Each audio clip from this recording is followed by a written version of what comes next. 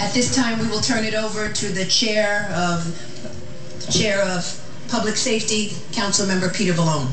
Thank you. Let me begin by thanking Madam Speaker and your staff for all the hard work that went into preparing for this hearing.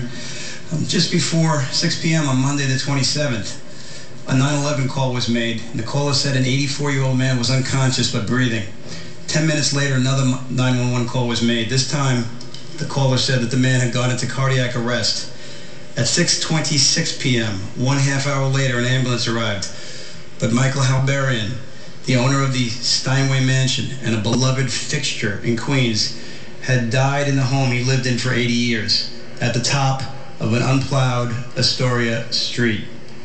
Why? This hearing will demand answers. Answers to the three major failures which occurred during the snowstorm, which we had never seen before. Number one, a failure to plan and prepare for a major blizzard, which was predicted almost a full day earlier. Number two, a failure during the storm to remove the snow. Plain and simple, where the hell were the plows for 3 days?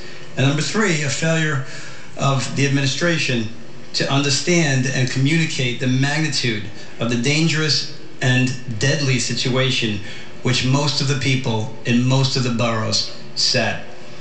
Even if every reason that we have heard prior to today is true, nothing fully explains what happened. Faulty equipment, stranded cars, low morale, that might explain missing a few blocks, but it doesn't explain missing a few boroughs.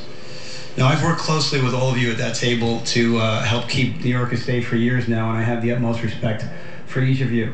But please understand that each of us up here represents 170,000 people who couldn't make it here today. But they've asked us to convey to you their anger and their frustration and their grief over losing people like Mike Halberian. They demand accountability, they demand answers, and they demand it never happens again. Now I'd like to turn the mic over to Chair of our Fire and Criminal Justice Committee, Elizabeth Crowley.